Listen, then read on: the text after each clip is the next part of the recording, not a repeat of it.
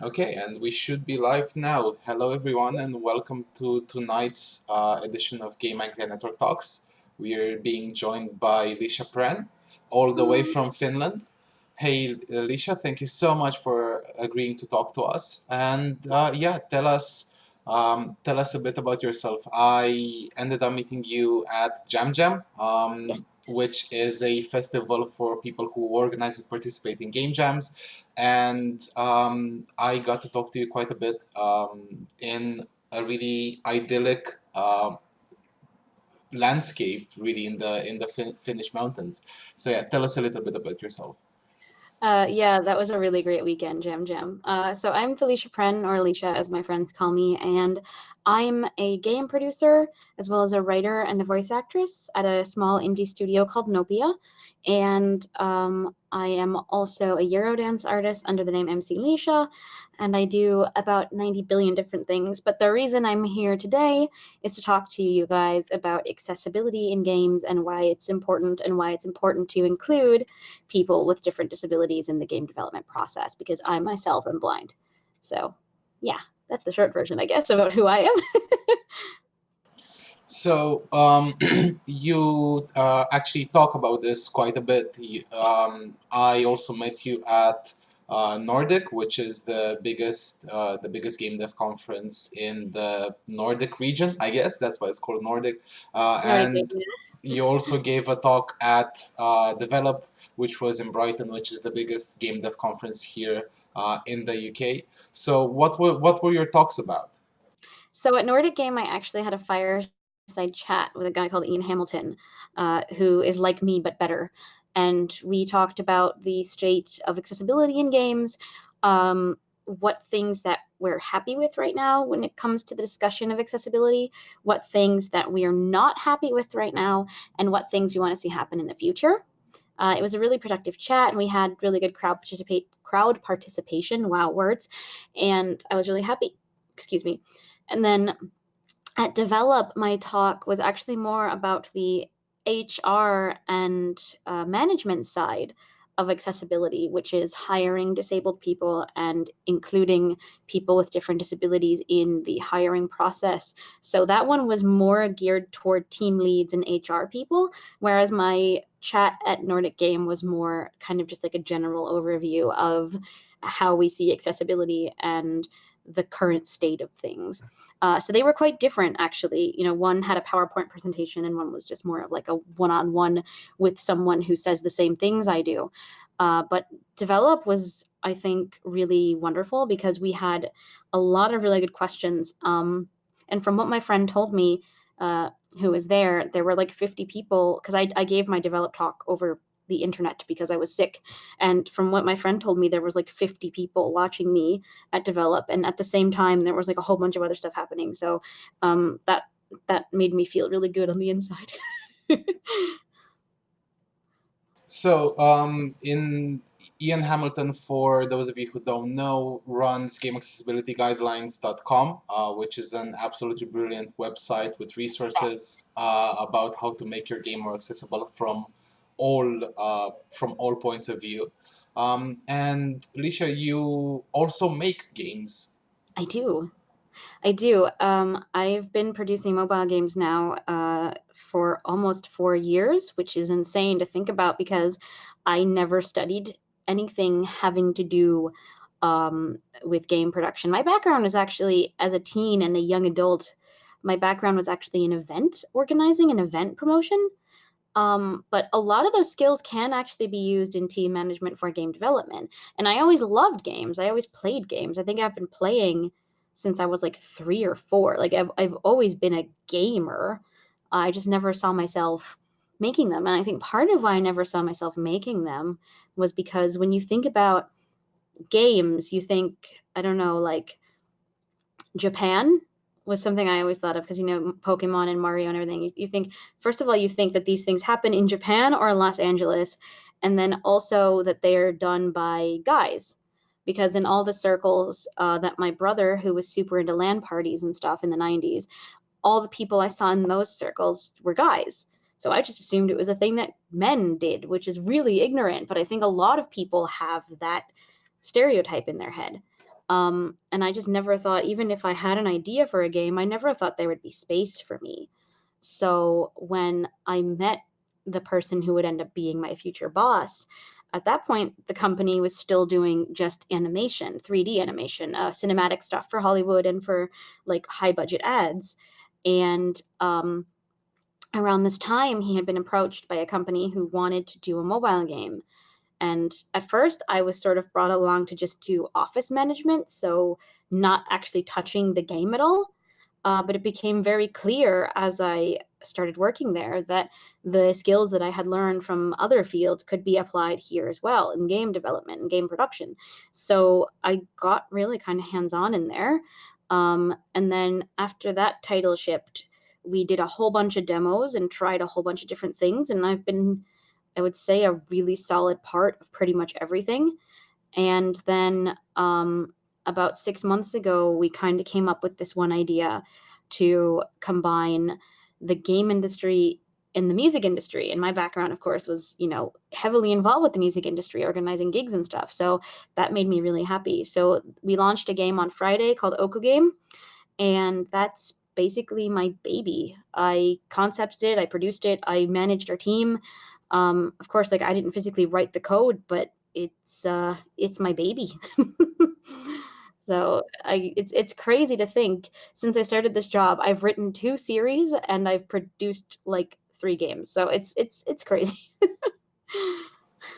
Yeah, and it's really cool to see how the industry grows, right? I think Finland specifically has a very, very healthy games industry, and it's really, really good to see that. So, how did you find game development in general, and the industry in terms of it actually being accessible or not? Because you've mentioned, a lot of your experiences have been at LAN parties. I started the same back in the 90s, but you clearly would have had a different experience than I would have. I was really nervous to go to game industry events for a long time. I I don't know why I was so afraid to talk to other people making games because for some reason I just thought that I would not be accepted there. Like I don't know where that idea came from. It's totally was in my head, but I just assumed that I would not be accepted. So I remember going to the first Pocket Gamers Connect Helsinki, and I was the most awkward people in the room. It wasn't the first PGC, it was the first one I went to. I spoke wrong. That was 2016. I was so awkward and just so nervous. um, and I went to the PGC after party and I bumped into this girl who at the time was working for Traplight, which is another Finnish studio. And she's like, "You should come to Women in Games meetups. We have a Facebook group." And I was like, "Oh God, I'm not like, you guys are all working for real studios and we're just like a small team and doing this thing." And I was super nervous about it. And then they were all really welcoming. So the following month, there was like a big women in games meetup. There was like over 100 women at Remedy's office, just going to sauna and having some drinks and snacks, and just like everybody was welcome. And when I said, "Yeah, I'm a producer for an indie mobile game," everybody was like, "Cool." And I was expecting them to, judge me or something because I wasn't working on some crazy AAA title or working for Supercell. It was okay that I was blind and working for a tiny company. Everyone was really welcoming.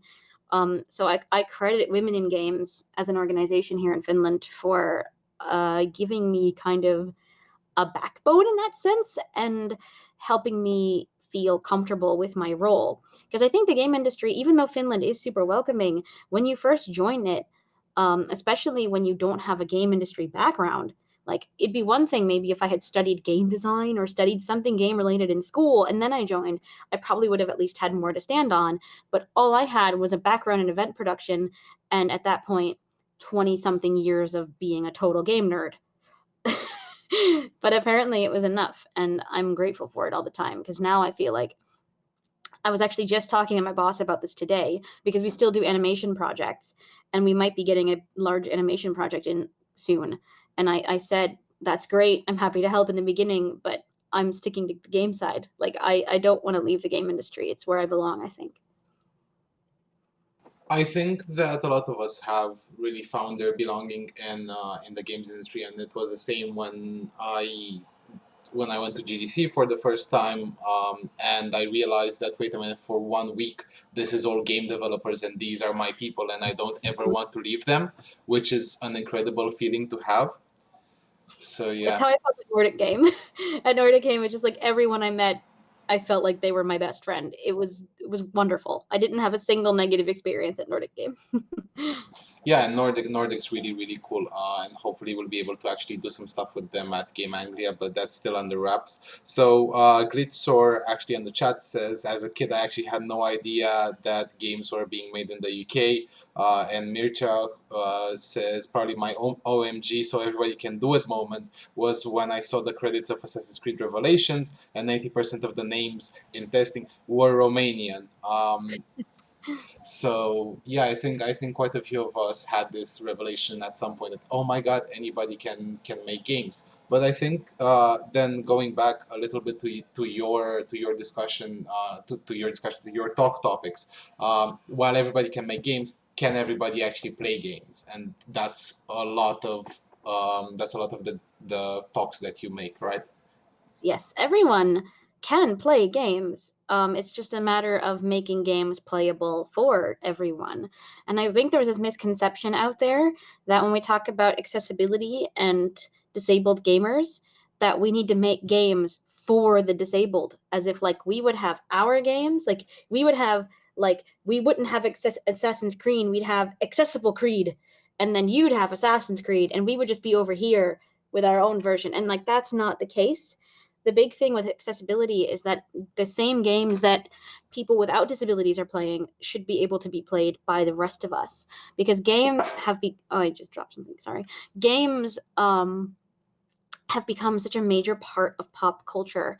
You know, if you're not playing the latest game and you're a kid or a teen or even an adult, it's almost like you've not seen the latest film or not heard the newest hit song or not watched the next or the newest season of Love Island or something. Like it's a really kind of like you're out of the loop completely if you're not doing what everyone else is doing, which is like, of course, you can make kind of philosophical arguments about that as well. Like, is that a healthy thing?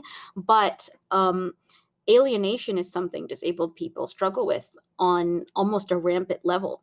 And I think that when games are accessible, and the fact that the game industry has so many people working toward accessibility, it makes it so the risk of alienation among future generations and even among this current generation of young disabled people, it kind of diminishes that. And I think that's beautiful. Sorry, that was a bit of a side rant, but that is sort of the goal of accessibility, is that making all games playable for everybody.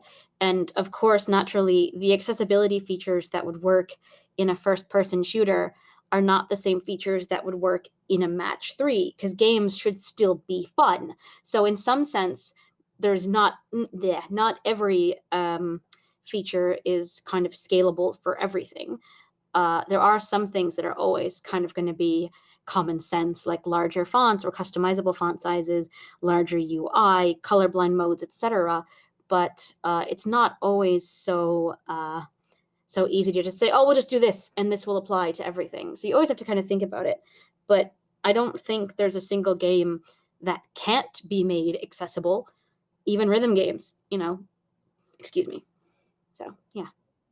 So that's a really interesting take because, as you mentioned, each game needs to have its own accessibility settings to a degree, and it can be made more accessible from the design side. So I saw I saw students working at Brains Eden, which is a student game jam here in Cambridge, who were making this game, which was more or less a multiplayer rhythm game, and it was competitive, and they had trucks which needed to be color matched, right, in an intersection. That the game was themed around the traffic jam, but everything was like the same type of brightness and the saturation Mm, for red, green, yellow, and blue. So at no point had they thought about, well, how do colorblind people play this? And it mm, was as simple as downloading an extension and yep, installing an extension and then seeing how a colorblind person would see that game.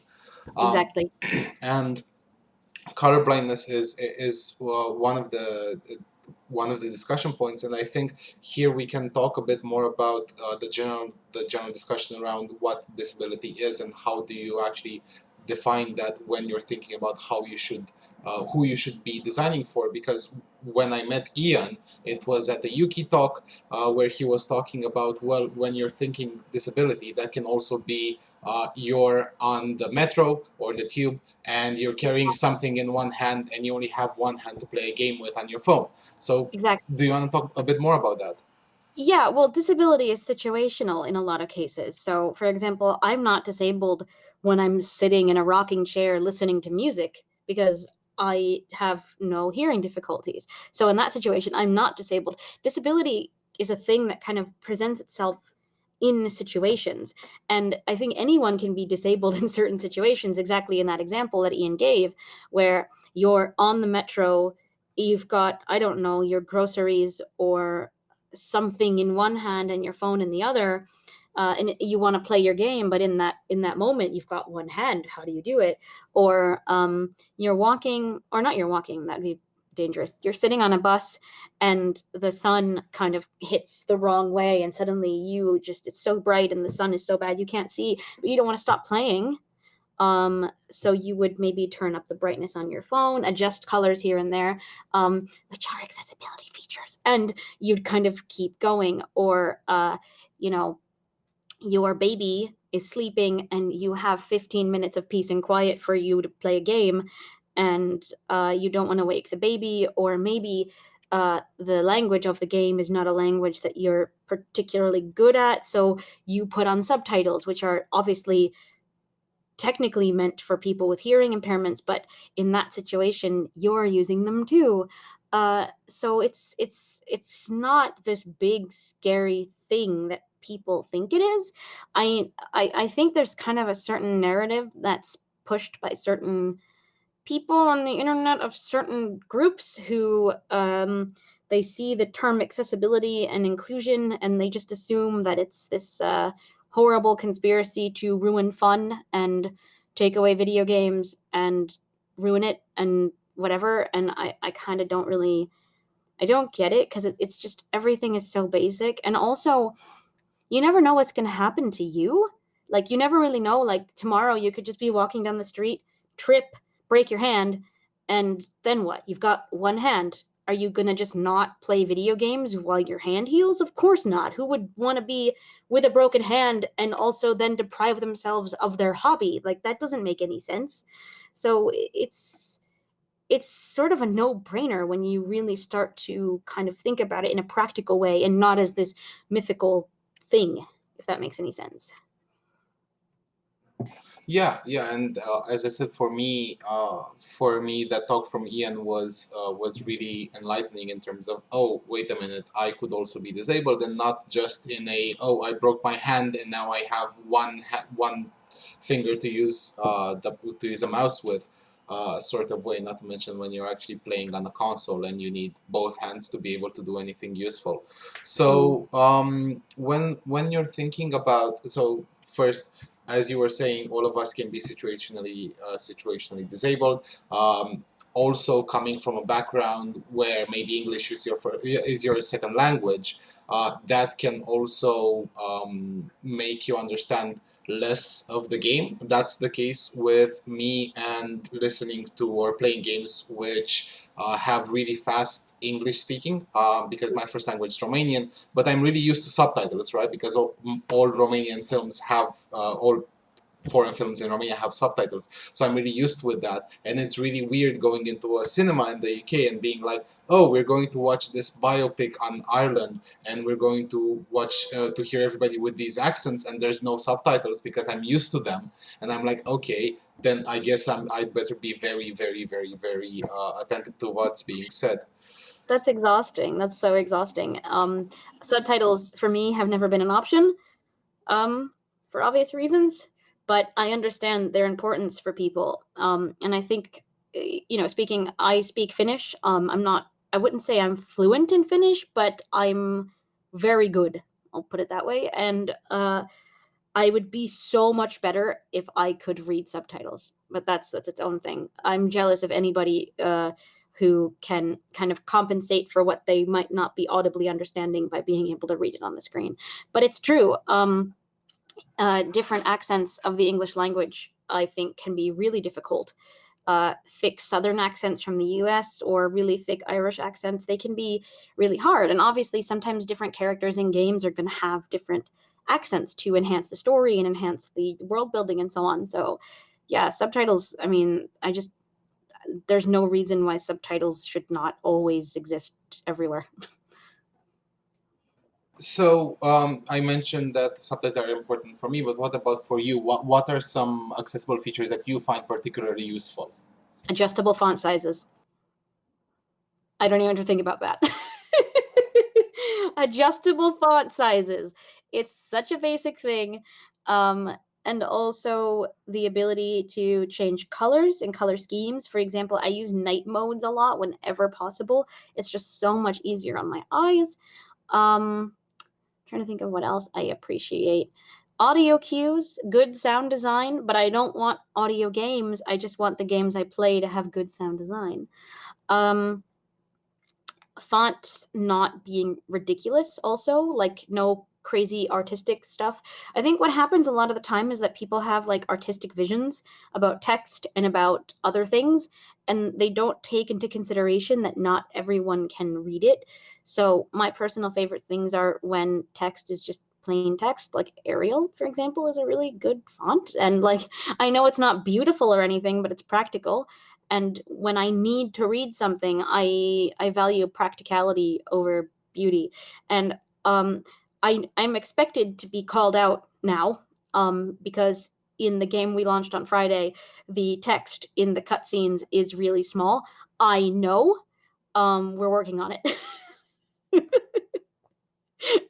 So please don't call me out.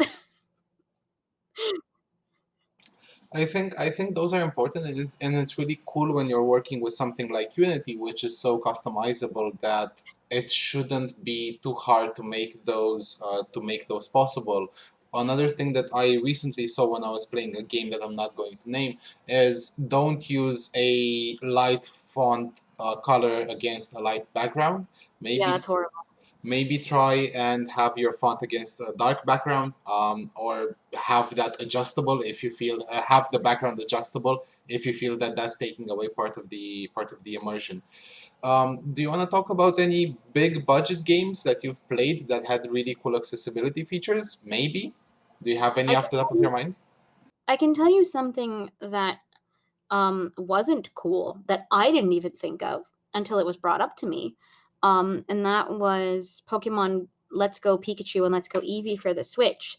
In the old Pokemon games for Game Boy, which I never got to play unless I put them in the back of the N64 controller, plugged that into my N64, turned on Pokemon Stadium, and played it through that port, because I can't see Game Boys. In the old games, if you walked somewhere where you weren't supposed to, the game made a like boop kind of sound and made you aware that you can't go there. And in the new games, they took that sound away.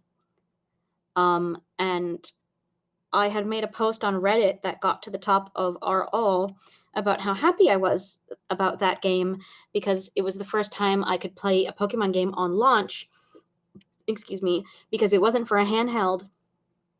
And in my personal opinion, the Pokemon games, the mission statement is very ableist, that they want you to go outside and play with your friends. And it's like, yeah, I would love to get lost in the woods and then hit by a truck that I didn't see coming. Yay! But it was the first one ever to be able for me to be able to play on launch. And I posted about it, how happy I was, and there were other blind people in the comments saying that from their experience, this is actually the least accessible release, because they took away that bumping sound. So for them, they have a much harder time going through because their, I guess, their contrast is so much worse than mine. Um, that for them, it doesn't matter how big it is as long as they don't have that noise. So that's a really good example of something that kind of works for some, not working for everyone, but also a really small change that can impact so much. It's one sound, it's one sound effect, and taking it away uh, ruined the experience for a handful of blind players. So it makes a big difference. Yeah, and I think this is where playtesting comes into play quite a bit. But you mentioned the sound cue, and there's actually a comment about, well, there's two comments in the comment section about AAA games. So one of them being about Sekiro and like the Dark Souls game, the Souls like hyper hard games, where there was recently an outrage about trying to have them have an easy mode, and the developer was Yeah. like, no. So let Can I tell you a very personal story? And I promise it's not like that personal, but it's a bit personal. go for Um, it. I was married. Never do that. And when I was married, the person I was married to, again, never do that. I didn't know this when we first got together, but when we eventually were together for a few months, Dark Souls had come out, and I wanted to try and play Dark Souls because, I heard it was hard and I like a challenge, and I thought, well, that could be really fun. Why not try that one? It's super dark, so it's probably not very accessible, but everyone else is doing it. Um, and I sucked at it naturally because I couldn't see. And also, my husband at the time told me that because I was a female, naturally, I would be bad at Dark Souls. He's not my husband anymore. It didn't last much longer than that, but that behavior kind of turned me away from the entire franchise. And when I saw that debate, and I'm using the word debate really liberally here because I don't think whining man babies on Twitter can be constituted as a debate. I was not surprised that those Dark Souls fans, had such a strong reaction to the idea that making a game that is such a huge part of pop culture, um, an even bigger part of pop culture, would be a bad thing. Um, I wasn't surprised at all, and I still haven't actually gone back to Dark Souls, even though I would like to, just because the fans have turned me so against even kind of trying, and that's a shame. And that's a really good example of the alienation thing that I talked about, because imagine being a disabled player, seeing that discussion and seeing what people are saying about you and about people like you, and then thinking, yeah, I totally want to play games with those guys. So you just kind of naturally move on and and forget about it. And to this day, I really wish I could try it, but I just don't want to deal with the other players. Hmm. The reason why I brought it up, in addition to it being in the comments, was because Dark Souls and these types of games actually have really good cues, both visual and sound cues. And I would be surprised if there wasn't somebody who ended up playing the game or finishing the game without actually looking at the screen. But in terms of the controversy that you mentioned, because of course there has to be a controversy about games. Every On little thing. every time, yeah. I think here people don't really realize that just as they're like, oh, there's this camp which wants you to actually make inclusive games, make games that can actually be played by a multitude of people. The other camp is just as I'm trying to choose my words carefully here, but it's just as polarizing, and it's the same type of narrative that's being fed to a group of people who don't really realize that they're being fed a narrative. It Mm. feels just because they want to feel anti-establishment, they don't realize that they're part of an establishment. Yeah, yeah, and it's like when I saw the people on Twitter who were arguing against it, and I saw the other causes they took up, I'm not going to get into this. I'm just going to say I wasn't surprised. I wasn't surprised. Yeah. So the other thing that Glisor said was, I remember at one point Overwatch had their colorblind mode criticized because it was less designed to make the game accessible, but rather more of a colorblind simulator. I don't know anything about this. Do you know anything about it? I don't because I'm not colorblind. Okay, cool. I would strongly encourage that person to talk to a colorblind player and get their perspective, and also, if possible, even several colorblind players, since colorblindness is not one size fits all. There are several kinds of colorblindness. Red green is the most common, but there are other forms. So I would definitely, if that person is curious, and if they're also curious about how to do their own colorblind mode in a way that makes sense, definitely reach out to some colorblind players. About 16% of males in the UK are colorblind, so it shouldn't be too hard to find somebody. Yeah, I mean, I know a few people, so if you need Yeah. recommendations, let me know. Actually, this brings me on to the other topic that I wanted to talk about, which was how do you find playtesters? So we talked a bit, and I'd like to talk a bit more at some point about accessibility and how you actually design your features, because not everybody's gonna have the resources to design a game that's as accessible as Assassin's Creed, for example. But let's talk a bit about playtesters and how you actually find playtesters. So, Audio Gamers Forum is really good for blind players. If you are specifically looking for blind players, then I highly recommend Audio Gamers. I also highly recommend the Blind subreddit. It's pretty good. Um, as long as you don't ask us to fill out surveys, that's the one thing. If you want us to try your game, that's usually fine. But surveys, no, don't do that. We don't like them, and they're not usually accessible. Um, in terms of other disabilities, I would suggest Googling the thing that you are trying to help with. So, low mobility gamers, for example, could be a term that you would Google, and you would probably find a subreddit or a forum or a community. And of course, I can only speak for blind people. But if other groups of disabled people are anything like us, we're usually really happy to give advice. And it's nice if you compensate us, especially if you want really detailed stuff. If it's just like, hey, download this game, it's already out, and tell us how we can improve it, I think that's usually okay. But if you want like a long term one on one partnership, you should really be paying people for their time. I charge for my services, for example, and I think there's a few other people like me out there who do too. Um, because it's not just playtesting, it's also, before you even get to the playtesting part, you need to consult a disabled person. Because if you're already at the stage where you have a playable demo and you're only then thinking about accessibility, it's probably too late. And at that point, it's going to be expensive. You're going to make your producer sad.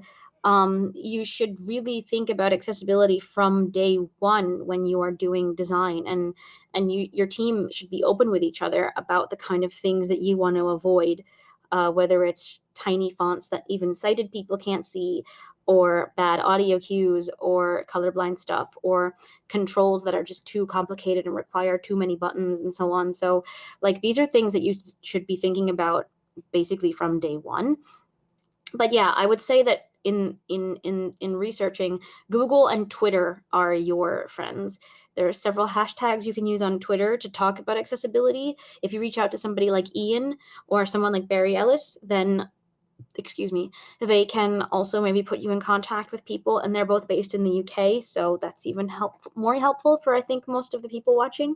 So yeah, there's lots of different ways, but the internet is basically your friend. But you need to talk, I would say, to multiple people, and it has to be over kind of the whole process of development. And do not think that you can just read some articles or watch some YouTube videos and then be enough of an expert to make it work, because the best testimonials you're going to get regarding your specific product are going to be from the actual people with disabilities playing it, No, if that makes that's yeah, yeah, that makes perfect sense. And I think in the UK we have the Royal Society for the Blind, which I think has done previous playtests and things like that, which is always a port of call. So, going back a bit to accessible features, um, what other basic things can you think about in terms of other types of disabilities, maybe, and features which can be implemented by students? So we're talking here about people who are making games at a very low budget on their own or with a very small team, because Um, it's stuff that you've done as well, because your team isn't huge. yeah, I would say thinking about people with maybe autism or other like mental difficulties, turning off, and this also helps the blind too. If there's like crazy backgrounds, if you have like a racing game, for example, or a running game, I should take my own advice. If you have like crazy backgrounds, being able to turn off the backgrounds and just focus on the sprite that's running and the obstacles and not have to look at everything else. That is one really helpful thing. Also, thinking about mental difficulties, uh, being able, if you have a game where there's lots of like taunts, like if you lose, and there's like booing sounds or things like that, being able to turn those off. That's also good for small children, maybe. Um, and then thinking about I want it's not really fair to call it easy mode, but just like limited mobility controls. So the fewer buttons you need to push to do things. But in my opinion, that's just good design more than it is an accessibility feature. But of course, it helps people with limited mobility as well. If there's not 7 billion different button combinations that you need to push, or like different things you need to do on the phone screen, like just having straightforward controls helps so much. I think nowadays everything, because we can have so many buttons, we do have so many buttons, and I think for a lot of people that maybe scares them away even from picking up certain games if they think that the controls are going to be super complicated. And I'm a really big fan of simplicity in design anyway. So Yeah, no, that's all really good, and thank you for the talk. I think there's quite a few things that our watchers are going to start implementing in their games, hopefully. And they can reach you on Twitter if they yes, want to I'm talk bad more at about that. Twitter. I'm very bad at Twitter. So I might take a while to respond because I might just not see it, no pun intended. But try to get a hold of me on Twitter. And I mean, in addition to the talks that you've done, you're you're also a composer and a voice actor and a producer. So Yes, tell us a bit more about these, about voice acting, how you got into it, and how is it going? I got into voice acting completely by accident because I'm a native English speaker and a lady, and there's not many of us in my city. So when our studio started to need female native English voices, they came to me. And it turns out I was actually kind of good at it, because it's not enough usually to just speak a language natively and then go into the studio. To voice act, you need to be big. You need to, it's basically like regular acting on steroids, because all the viewer can see is the character on the screen and your voice, but you need to give that character in that scene that appropriate energy. So today, for example, I voiced a cat who was dancing inappropriately while their friend was stressed out trying to find someone. Um, so I had to be this cat with no situational awareness, and it was a lot of fun. So I've done all kinds of things. My strength is definitely characters and kind of more fun roles. I'm not the best person for, I would say, like company presentation videos, like innovation, technology, bringing people together. Like that's not me. But characters, definitely characters. I have a lot of fun with that. And then from the music side of things, that happened completely by accident. Also, when I was younger, I used to make like this kind of weird punk, folk punk stuff. I still like folk punk. It's probably my favorite genre of music. And that's the kind of bands I used to work with also. But when I moved here, I decided I want to make Eurodance. So I did. And now I have a couple of releases out, and I've had gigs all summer, and it's been a lot of fun. And it's my life is kind of evenly divided now between video games and Eurodance. And in some ways, when I put it that way, I'm really, really, really grateful for everything that I have. That all sounds really amazing. So I think that there's quite a few people who are watching us who might want to go into voice acting in terms of being native speakers of Right. English or being Eastern European. So as such, having the perfect accent to actually become a Bond villain. Um, so how do you get into it? How do you find postings? How do you start? What gear or what tools do you need to be able to do something like voice acting? So there's voices.com, which I think is a really invaluable resource for voice acting. There's jobs posted there all the time, and you can audition. My best advice would be to get a really, really, really good microphone. Learn how to use a program like Audacity. It's free and it lets you edit and compress and do quite a lot with audio. And also watch a couple of YouTube videos on voice, I would say vocal technique, and then also just general audio kind of compression and mastering, because that's really important. I use voices.com quite a lot these days to scout for talent for different ads that we do. And if the person sends me a really badly compressed audio clip, I discredit them almost automatically because I can't use that in the ad. Um, but the standard doesn't have to be super crazy. Like, it just has to be a good enough microphone. You can get a pretty okay mic for, I would say, between 100 to 200 euros. You have to research it though. Um, and then just learn how to use Audacity and learn how to use your own ear.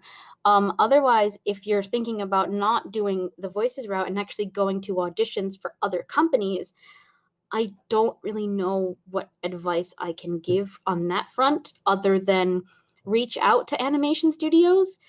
What you shouldn't do is send me a message that says, I've been told I have a nice voice, because I don't care. That's going to sound really blunt, but I get those kind of emails a lot that say, hey, my girlfriend says my voice is really good. Do you have any work for me? And I'm just like, no, no, I don't. I'm sorry. So, like, uh, making a demo reel is also really important. So, kind of putting together different examples of the different kind of voices you can do. So your company presentation voice, your news announcer voice, and then just all of the crazy characters that you can come up with. Put them all together, make sure it sounds good, and then start shopping that around. Offer to voice characters in game mods or in indie games. Kind of offer yourself for free at first to build up your resume, and then just start emailing companies. And don't be afraid to email companies, but don't say, I've been told I have a nice voice. Yeah, always go with a portfolio, and ideally, if you have it on a website, that's even better, I'm Mm. guessing. Mm. Yeah, somebody says, yes, now everybody can hear my vodka enhanced voice. Yes. Yes, please. I like Eastern European accents though. I might be weird or something, but I actually like, there's something really charming about about like your accent, for example. I don't know why. I just like them. Thank you. Yeah, I think with voice acting, it's very important that you actually try a lot of different voices. I remember actually seeing Comic Con panels where you have voice actors for famous characters, right? Like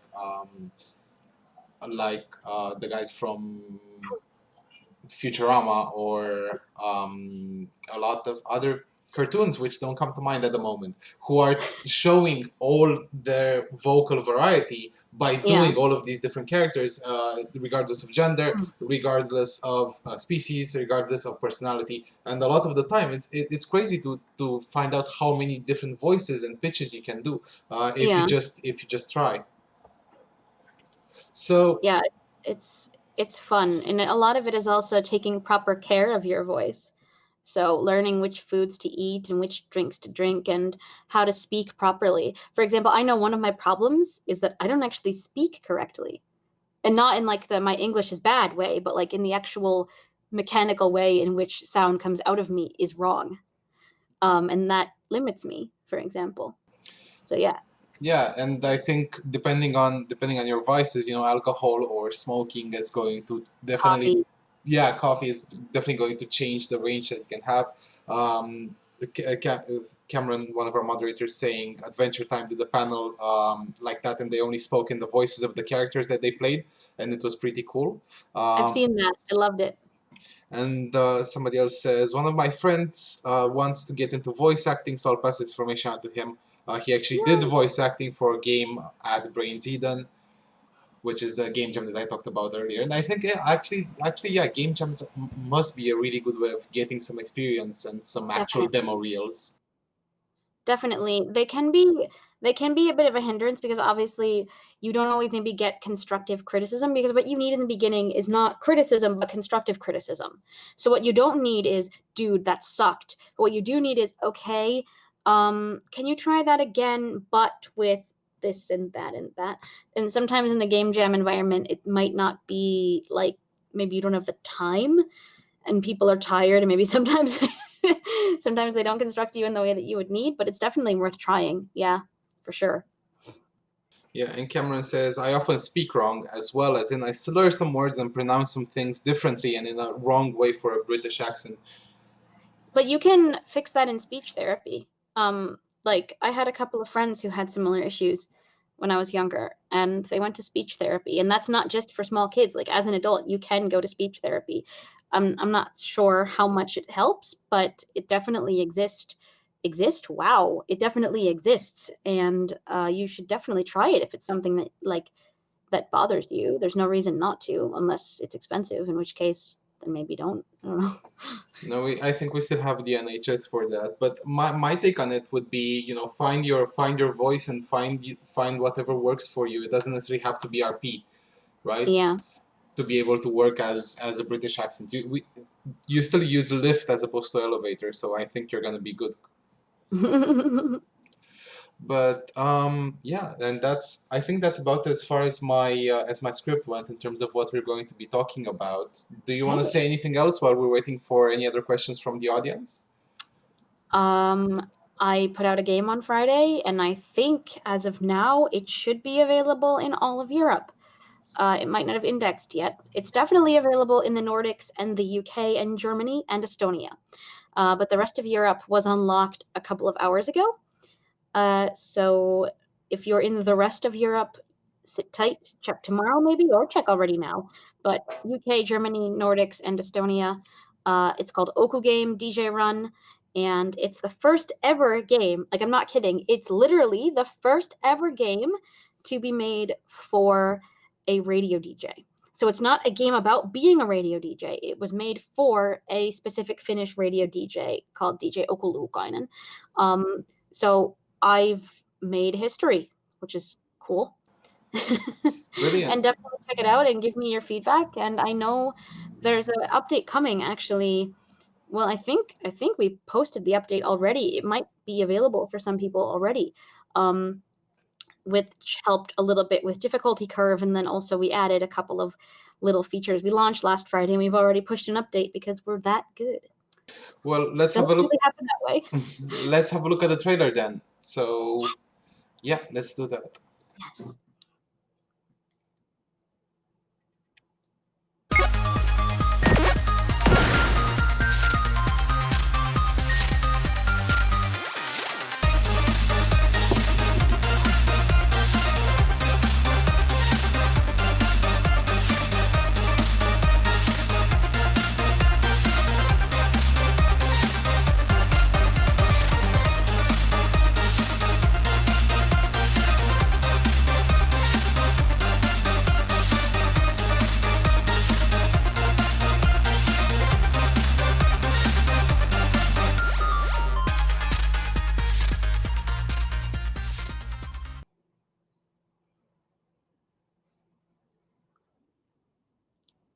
Yay. What do you think?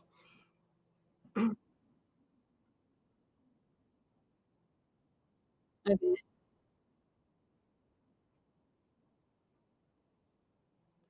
Well, it's my trailer, so, you know. That song is actually stock music that we purchased, and the credits can be found on our website. I don't remember the name, but the boss battle music was done by my friend using a hacked Game Boy. Yeah, so that's really cool. Sorry. Yay! Down- Please download my game and tell your friends to download my game and tell their friends to download my game and let everyone download my game. Yeah, I muted myself as I do before. So I was just saying that I really, really liked the trailer, and I thought it was very energetic, and I think that people should totally download it. Yeah. Okay. Any other questions from you, lovely people back at home, back at home, in front of your computers from the network? And if not, I think that we're okay to end here. If you're okay with that as well, Licia. Yeah, I'm fine. If there's any other questions, I can hang out for a couple of more minutes and then I'm gonna go to sleep. Yeah, sure. So, in terms of what's coming next on the Game Anglia Network Talks, we're doing this again in 2 weeks, on the Thursday again. And what we're going to be doing is a new format, actually, where we're gonna have an Unreal tutorial. So we're gonna be looking at blueprints, and we're going to be creating a physics-based game, if I understood correctly, and we're gonna be announcing that quite soon on the Discord. Who Um, are you doing that with? Actually, it's a member of our network who Okay. said that they wanted to do an Unreal tutorial. So I have a friend here in Finland who's really like he's really into like Unreal workshops and things like that. So if you need an extra hand, I could introduce you. yeah, sure. And this is how you do networking. Yeah, exactly. But yeah, yeah, I'll send you the details, and then maybe we can do something else. Maybe it can become a regular thing. Like once a month, we do a software workshop on something. Let me know if that's something that you'd be interested in. But yeah. Any other questions out there? Or No, I don't. okay, I don't think so. I'm gonna go to sleep. Somebody else in the past said, what was it? Myself and a friend of mine attended an accessibility talk at the Develop Brighton, and afterwards we talked about how games should have options to enable or disable subtitles. And I personally find subtitles very useful because I have hearing problems and some issues with auditory processing. However, my friend has dyslexia, so subtitles would just be a distraction for her. Right. Yeah, it's like anything, it should be optional, customizable, but the point is that the option should be there. Yeah, and I think that's really the takeaway in terms of accessibility options. They're options for a reason, and that's a big part of that. Exactly. Okay, cool. Yay. Thank you for your time, Nisha. Thank you everybody who Thank you joined so much, us, everybody. and I'm we'll, going. we'll see you again in 2 weeks. Good night, Nisha. Good night.